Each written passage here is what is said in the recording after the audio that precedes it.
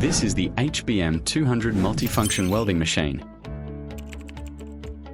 Insert the welding torch cable into the negative pole and the ground clamp into the positive pole, then tighten and fix.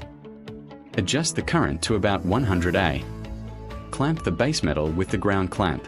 Hold the electrode to strike an arc, scratching or tapping. Move the electrode for welding, fill the crater, extinguish the arc and clean the slag. Quickly plug the ground clamp into the positive pole and tighten by rotating. Verify that the wire feed wheel and contact tip match the wire diameter, carbon steel V-shaped wheel. Check if the wire spool shaft rotates smoothly. Install the welding wire, minimize the angle between wire outgoing and incoming, and adjust the wire feeder pressure. Connect the welding torch to the negative pole and tighten. Remove the contact tip, press the welding torch switch to feed the wire, then install the contact tip, a flow divider or protective cover. Connect to the power supply and turn on the switch.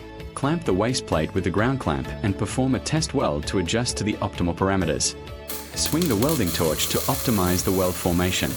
Release the welding torch switch to complete the welding, then remove weld slag and spatter. Quickly plug the ground clamp into the positive pole and tighten by rotating. Install the welding torch accessories in sequence: connector, tungsten electrode holder, tungsten electrode, ceramic nozzle or torch tail. Insert the welding torch into the negative pole of the welding machine and tighten. Clamp the workpiece to be welded with the ground clamp. Adjust the process parameters on the welding machine panel. Open the gas valve to purge for 1 to 2 seconds. Scratch the base metal with a tungsten electrode to strike an arc. Hold the welding torch at 75 to 85 degrees to the workpiece. Feed the filler wire at 10 to 20 degrees in drops, and swing the welding torch with a short arc length 1 to 3 mm, to optimize the weld formation.